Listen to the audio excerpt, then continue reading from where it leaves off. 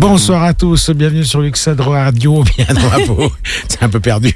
Voilà, donc nous revoilà. Guillaume nous a rejoint. Bonsoir Guillaume. Bonsoir tout le monde. Ah, ça faisait longtemps qu'on t'avait pas vu chez nous. Ça faisait longtemps, ouais. C'est un autre speaker qui vient nous voir de temps en temps quand il a le temps. Voilà, Guillaume est dans tout un autre métier, mais on en parlera peut-être après. Alors, on revient donc sur Christophe et le sommeil qui parle avec Eder sur les bienfaits du sommeil pour la reconstitution de la nuit. On a un auditeur. Ah, vas-y. Alors, on a donc un auditeur qui m'est très cher. C'est à mon petit papa qui pose une question. Alors, qui demandait, quand on a travaillé pendant quelques années de nuit, comment est-ce qu'on fait pour pouvoir retrouver un rythme de sommeil normal? Parce qu'on semble parler du sommeil, savoir un petit peu par rapport au sport, si ça peut aider des techniques.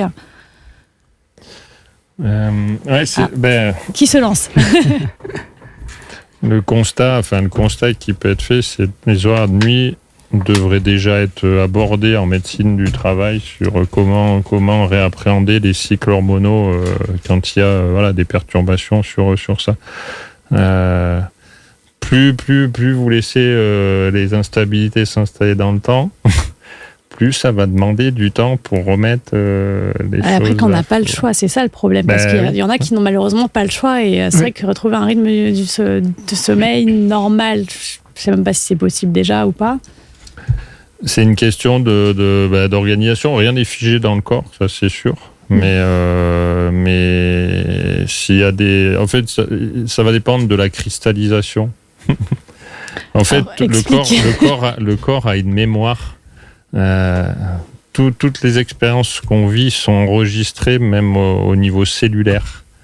Et puis, que ce soit des expériences positives ou négatives, il y a des études qui ont montré que toute expérience au niveau cellulaire, c'est une question de fréquence. Et puis, il y a des choses qui peuvent se cristalliser comme un nœud, en fait. Et au plus profond de nous, quoi, même au niveau de notre ADN.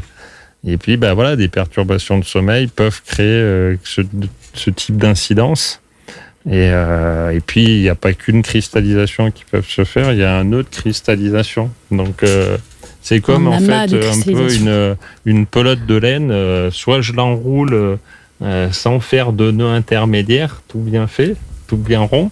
Soit je la tourne va-vite et puis il y a des nœuds qui se créent. Puis après, quand je veux la dérouler, je retombe sur certains nœuds. Mais si je veux dénouer le nœud le plus ancien, sans m'occuper des plus récents, ça va être compliqué, quoi. Et c'est tout un travail, en fait, de qui peut prendre du temps, quoi. Parce que depuis quand ce problème-là s'est installé, qu'est-ce qu'il a engendré comme phénomène d'adaptation ou de désadaptation? Parce que finalement, le corps a cette capacité d'autorégulation, mais d'autorégulation dans le sens de l'adaptation, qui est plutôt un processus physiologique positif, ou de désadaptation. Et la limite entre les deux, elle est super fine. Ouais. Donc moi, j'encourage vivement les gens à plutôt privilégier l'adaptation. Donc, en adaptation, moi, je peux recommander des choses. Déjà, la méditation, le yoga, qui vient activer le système parasympathique, donc le système de relâchement et de détente du corps. Comme disait Christophe, ça va pas être facile, c'est pas du jour au lendemain, mais en fait, s'il installe des routines un peu plus conscientes et constantes dans sa vie. Par exemple, s'il suit le cycle circadien, donc il se lève avec le soleil et idéalement il sort dès le lever du soleil, même si on vit à Genève et puis qu'on voit pas le soleil. La seule chose, c'est qu'il faut sortir un peu plus longtemps.